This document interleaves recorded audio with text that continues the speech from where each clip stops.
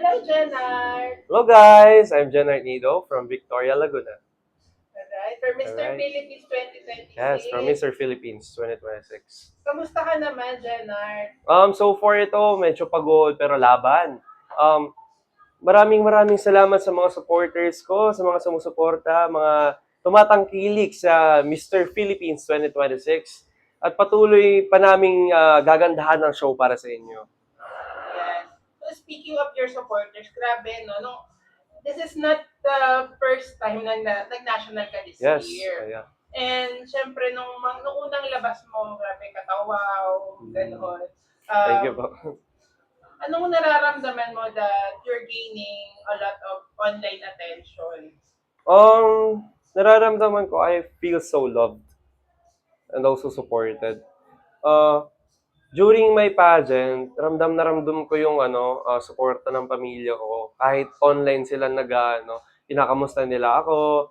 And sabi ni Mami, ilaban mo lang na proud lagi ang tatay mo sa'yo.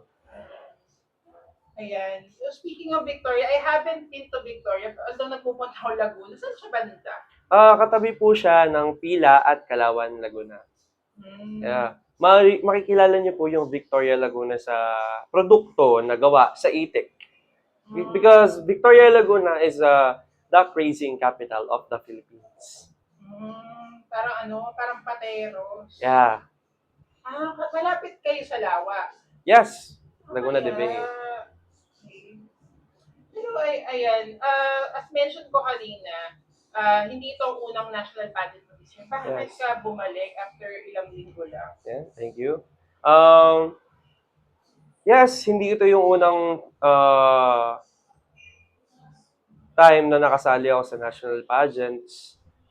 At nung una, medyo ako doon, naligwak tayo doon. And syempre gusto natin na ma-improve yung sarili natin. Since natalo tayo doon, nalaman natin kung ano yung kailangan pa natin. At dito natin in-adapt sa Mr. Philippines. Nung last pageant ko kasi, kulang ako sa time. I wasn't able to manage my time properly and hindi ako nakapag-prepare ng maayos. Ano yung natutunan mo from your past experiences sa pageantry na dinala mo dito kay Mr. Philippines? Yung talaga, number one is yung pakikisama and yung bate-bate, like, pag-greet ka sa mga organizations, sa mga organizers, directors, sa president ng pageant, sa owner, sa CEO, sa mga candidates mo na nakaka-fulfill naman talaga ng puso. So far, kamusta naman yung journey mo? So far, ito, pagod, laban, lalaban, pagod, laban, ganun. Ulit-ulit lang eh. Pero, walang rason para sumuko. Kasi, unang-una, hindi natin dapat biguin yung mga supporters natin at yung mga naniniwala sa atin. Oo naman. Pero ayan, 2 days from now, prelims yun na sa Pampanga. Can you Oo. invite them? Yeah, I'm inviting you guys na panoorin ang preliminary namin sa Pampanga through live sa Mr. Philippines page 2026. At please, i-share nyo ako doon. Gagalingan ko, promise. Ayan. And ilang araw na lang din finals na. Yeah. Ayain Yeah. ko rin sila. I'm also inviting you guys na manood ng finals namin sa Palacio de Manila na gaganapin sa August 2, 2026. At guys, bili na rin kayo ng ticket sa Ticket Melon PH. Okay, That's all. Thank you. Thank you so much, Jen Arnido. Thank you so much.